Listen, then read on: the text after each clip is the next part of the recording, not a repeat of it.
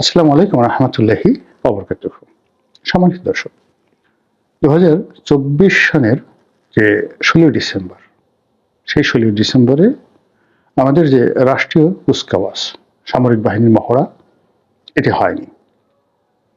এবার বেশ ঘটা করে এই 16 ডিসেম্বরের যে কুচকাওয়াজ, এটি হওয়ার কথা ছিল, কিন্তু শেষ পর্যন্ত সেটি বাতিল করা হয়েছে। আমরা যারা স্বাধীনতার পর বড় হয়েছি, জন্মের পর থেকে আমরা দেখে আসছি যে প্রতি বছর 16 ডিসেম্বর তারিখে সেনাবাহিনীর কুচকাওয়াজ হয়, অন্যান্য বাহিনীরও হয়, অভ্যন্তরীণ এবং জাতীয় প্যারেড গ্রাউন্ডে যেদিন থেকে এটি শুরু হয়েছে, আর যেদিন থেকে টেলিভিশনে এই কুচকাওয়াজ প্রদর্শন শুরু হয়েছে। আমরা সেই শৈশব থেকে টেলিভিশনে সেই দৃশ্য ঘন্টার পর ঘন্টা বসে দেখতে অভ্যস্ত, এবং তখন থেকে আমাদের মনে কতগুলো স্বপ্ন। কেউ সেই বিমান বাহিনীর যে ফাইটার প্লেনগুলো, এগুলোর উড্ডয়ন দেখে একটা শিশুর মনে পাইলট হওয়ার আকাঙ্ক্ষা জাগত। কেউ সেনাবাহিনীর প্যারেড দেখে কেউ সিপাহী হতে চাইতেন, কেউ সেকেন্ড লেফটেন্যান্ট হতে চাইতেন, কেউ মেজর কর্নেল, ব্রিগেডিয়ার হতে চাইতেন। কেউ রণসঙ্গীত চল চল চল ঊর্ধ্ব গগনে বাজে মাদল, এটার যে বাদ্য, এই বাদ্যর সঙ্গে লেফট রাইট করতে করতে মুক্তিযুদ্ধের কথা স্মরণ করতেন। কেউ জাতীয় সঙ্গীতের সময় বা প্রেসিডেন্ট বা রাষ্ট্রপ্রধান যখন সালাম গ্রহণ করতেন, সেই দৃশ্য দেখার পরে কেউ রাষ্ট্রপতি হতে চাইতেন, কেউ সরকার প্রধান হতে চাইতেন, আর সেনাবাহিনীকে নিয়ে গর্ব করতেন।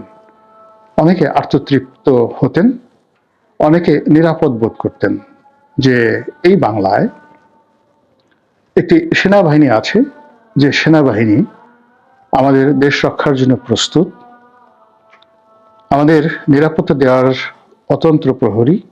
আমরা তাদেরকে ভালোবাসি, তারা আমাদের জন্য জীবন দিতে প্রস্তুত, এই কারণে আমরা তাদেরকে শ্রদ্ধা করি, এবং তাদেরকে লালন পালন করা থেকে শুরু করে রাষ্ট্রীয় কোষাগার থেকে যে অর্থবৃত্ত দেওয়া হয়, বিনিময়ে তারা দেশের প্রয়োজনে জীবন দিতে রাজি থাকেন। এই যে বোধ, নাগরিক মনে যে বোধ, এই বোধ এই জাতীয় কুচকাওয়াজটির মাধ্যমে আমরা ধারণ করি। ব্যক্তিগতভাবে আমি বহু বছর ধরে এই কুচকাওয়াজ দেখি, কখনো সশরীরে, কখনো টেলিভিশনে, এবং গত সেই 20-25 বছর ধরেই, বিশেষ করে 2000 সেই কি বলবো 111-এর পর থেকেই আমি এই প্রতি বছর কুচকাওয়াজ এলে আমার চীনের কুচকাওয়াজ বা উত্তর কোরিয়ার কুচকাওয়াজ বা আমেরিকার কুচকাওয়াজ, এমনকি পাকিস্তানের যে সামরিক বাহিনীর কুচকাওয়াজ, এটা আমাকে আকর্ষণ করে।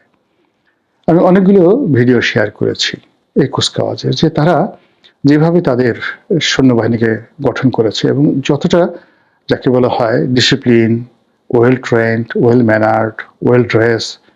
আমার একটা স্বপ্ন বাংলাদেশ সেনাবাহিনীর যে চৌকুশ দলটি এরকম হবে।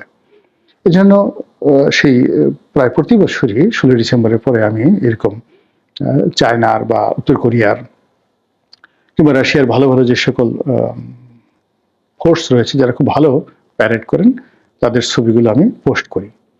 এই কারণ হলো, সাম্প্রতিক সময় আমরা দেখতে পেয়েছি যে আমাদের সেনাবাহিনীর মধ্য থেকে কতগুলো জিনিস উঠে গেছে। যেমন আগে সেনাবাহিনীকে সবাই বাধ্যতামূলকভাবে বেল্ট পরতে হতো। কোনো সেনা কর্মকর্তা তাদের বিরাট একটা ভুঁড়ি থাকবে, তাদের পশ্চাৎ দেশে কয়েক কেজি মাংস থাকবে, থলথল করে সেগুলো নড়তে থাকবে। এ দৃশ্য আমরা এরশাদ জামানাতেও দেখিনি। তখন পর্যন্ত মানে সেনাবাহিনীর মধ্যে একটা প্রফেশনাল, যাকে বলা হয়, একটা ফিলিংস ছিল, অ্যাটিটিউড ছিল, আর্ট ছিল। ধীরে ধীরে সেই আমাদের রাজনৈতিক শক্তিগুলো সেনাবাহিনীকে নিশ্চল করার জন্যে, তাদের আনুগত্য লাভের জন্যে, তাদেরকে লোভী বানানোর জন্য নানা রকম সুযোগ সুবিধা দিয়ে মূলত সেনাবাহিনীর যে দক্ষতা এবং তাদের যে ইফেক্টিভনেস, যেটা পুরো 70-এর দশকের 80-এর দশকে ছিল, এই 20 বছর ছিল, 91 থেকে এটা ধীরে ধীরে ধীরে ধীরে পলিটিসাইজ হওয়া শুরু করে। আর এই পলিটিক্সের সাথে সাথে তাদের ড্রেস কোড, তাদের পোশাক, তাদের বেল্ট, তাদের শরীরের মেদ জামা, এই জিনিসগুলো জমতে থাকে। এটা আমি সবসময় আমার কাছে মনে হয়েছে যে না, মিলিটারিকে আসলে মিলিটারির মতোই রাখা উচিত। তো এনিওয়ে, তারপরেও দেখা গেল যে আমার চাহিদার সঙ্গে কুচকাওয়াজটা সুন্দর হচ্ছিল না, কিন্তু তারপর আমি দেখতাম।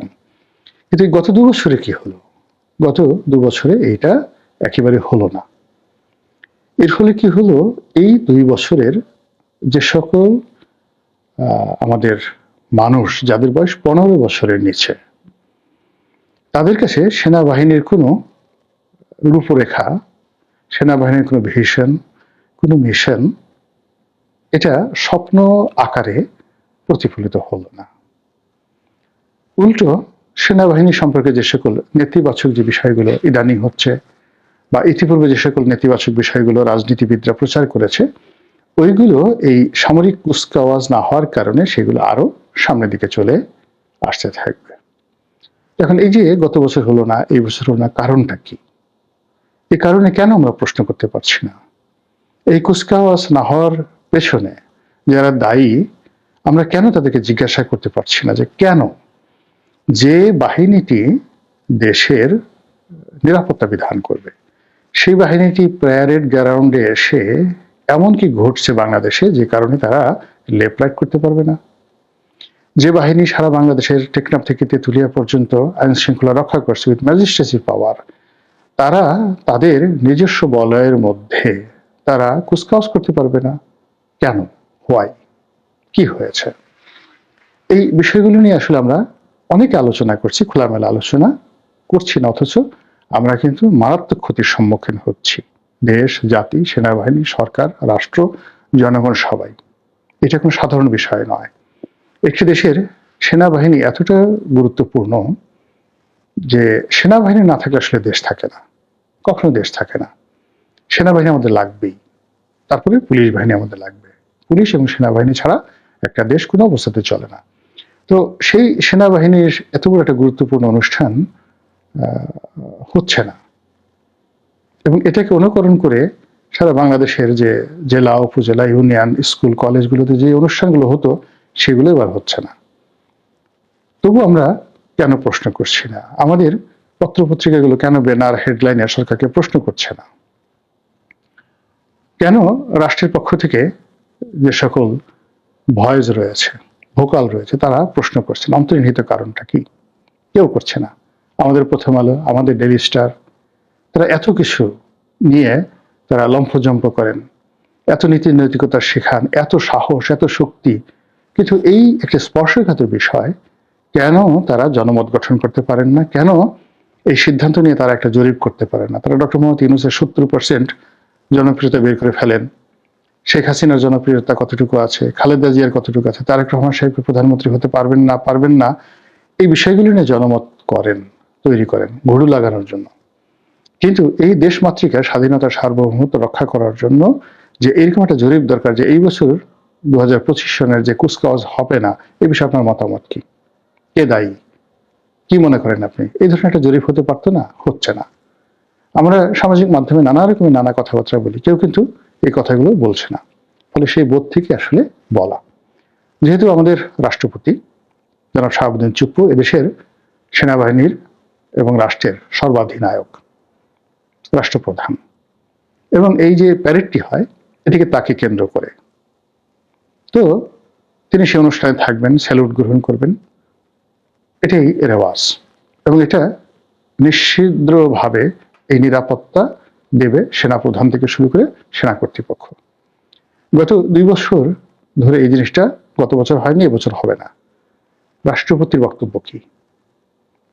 তারপর সেনাপ্রধানের বক্তব্য কি? আগামী দিনগুলোতে এগুলো নিয়ে যখন প্রশ্ন উঠবে, এই দুজন লোক কি বলবেন? আমরা যে সকল কথাবার্তা শুনছি আড়ালে আবডালে, সেগুলো তো আসলে বলার নয়, লিখারও নয়। কিন্তু যখন এগুলো নিয়ে প্রশ্ন আসবে, তখন তো এই দুজন গুরুত্বপূর্ণ ব্যক্তি, রাষ্ট্রপতি এবং সেনাপ্রধান, তাদেরকে জবাবদিহি করতেই হবে। তো সেক্ষেত্রে আমি মনে করি যে তারা দুজন যদি জাতির সামনে তাদের এই সময়টিতে কুচকাওয়াজ না হওয়ার কারণটা কি একটু ব্যাখ্যা করতেন, আর এগুলোর ফলে তাদের কি উপকার হলো, আর যদি কুচকাওয়াজ হতো তাহলে দেশ, জাতির এবং সেনাবাহিনীর কি ক্ষয়ক্ষতি হতো, রাষ্ট্রপতির এমন কি সমস্যা হতো, এই বিষয়গুলো বললে একটু বাঙালি হিসেবে আমরা যে যার অবস্থান থেকে 2 পয়সা হলেও তো রাষ্ট্রকে দেই, আমরা একটু হলেও শান্তি পাই। মহান আল্লাহ আমাদের সবাইকে হেদায়েত দান করুন এবং হেফাজত করুন। আসসালামু আলাইকুম ওয়া রাহমাতুল্লাহি ওয়া বারাকাতুহু।